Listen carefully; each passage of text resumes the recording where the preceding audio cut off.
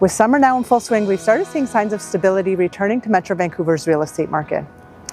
And while the pace of sales is still a little bit sluggish relative to what we're used to, the total number of sales in June were down just 10% relative to this time last year. Are these the early signs marking a recovery for Metro Vancouver's housing market? I'm Adina with Adina YVR Vancouver Real Estate Group and Oaken Realty here with your July 2025 market update. Let's jump right into the numbers and take a look at what's happening.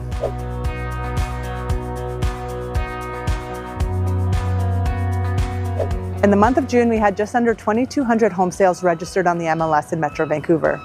This represents a decrease of 2% relative to May, and it's a decline of 10% relative to this time last year.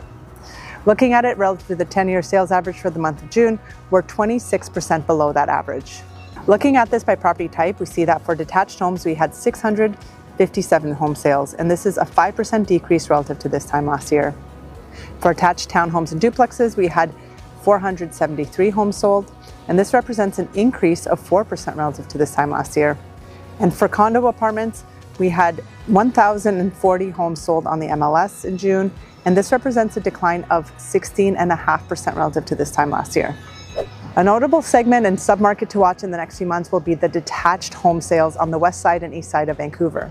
In the month of June, we saw that detached home sales on the Westside of Vancouver were up 30% relative to May, and it was the highest number of total sales we saw in the last year. And this trend was mirrored on the Eastside of Vancouver, where we also saw the number of detached home sales up 31% relative to May, and the highest number of sales we saw since May of last year. And in both of these submarkets, we saw inventory levels remain relatively flat, increasing just 1% to 2% relative to the previous month. Now let's take a look at what's happening with sellers on the inventory side. In the month of June, we had just over 6,300 homes newly listed for sale on the MLS. This was a decline of 5% relative to May, and it's an increase of 10% relative to this time last year. Relative to the 10-year sales average for the month of June, we're up just 13%. So where does this leave us with total inventory and supply levels? Well, at the end of the month of June, we had just over 17,500 homes listed for sale on the MLS.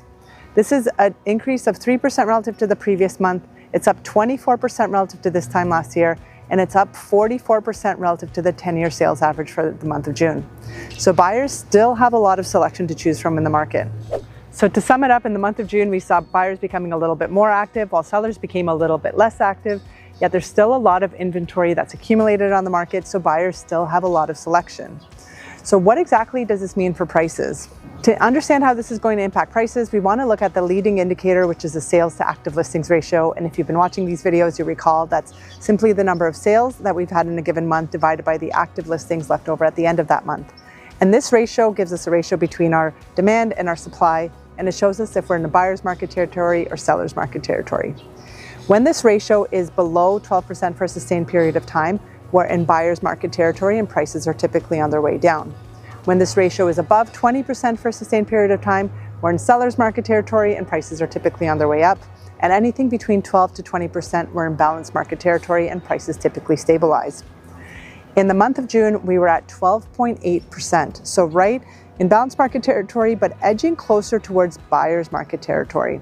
And this is down about 0.5% relative to May, and it's down 2% relative to the peak that we saw in February this year when it was 14.9%. Looking at this by property type, we see that for detached homes, it's down to 9.9%. This is down slightly from 10.2% in May, so still in buyer's market territory. For attached townhomes and duplexes, we're sitting at 16.9%, which is down from 17.4% in May, and it's still in balanced market territory. And for condo apartments, we're currently at 13.9%, which is down from 14.7% in May, yet it's still in balanced market territory.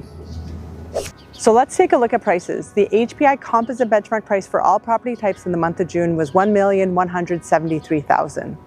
This represents a decrease of 0.3% relative to May, and it's down 2.8% relative to this time last year. Looking at it by property type, we see that the benchmark price for detached homes is currently $1,994,500, and this represents a decrease of 0.1% relative to May, and it's a decrease of 3.2% relative to this time last year. For attached townhomes and duplexes, we see that the benchmark price is $1,103,900. This represents a decrease of 0.3% relative to May, and it's a decrease of 3% relative to this time last year. For For condo apartments, the HPI benchmark price is currently $748,400, and this is a decrease of 1.2% relative to May and 3.2% decline relative to June of last year.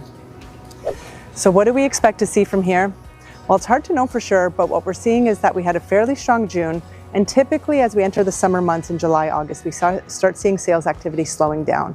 And I think that'll likely be the case this summer. We've started seeing more buyers coming out of the woodworks for showings. We've started seeing more offers coming in. But overall, the sentiment is that people are wanting to enjoy the great weather and be out in the sunshine. And we typically start seeing sales activity pick up in the fall. So that's going to be interesting to watch what happens in September and October.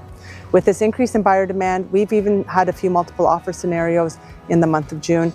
It's very clear that buyers are out there looking for a good product and there's not a lot of great inventory. So as that inventory starts coming on in September, October, that's when we're really going to see what the pace of the market will be for the second half of this year. If you're thinking of making a move this year, the summer months are a great time to strategize and really get ahead of the market to plan what you want to do. If you'd like to explore your options, you could schedule a consultation with our team by clicking the link below if you're watching this on YouTube, or you could click the link in my bio if you're watching this on Instagram. And to stay up to date with what's happening in the market, be sure to hit subscribe if you're watching this on YouTube, or follow me on Instagram at adina.yvr. That's it for now. Have a great rest of the month, and I can't wait to see you in August.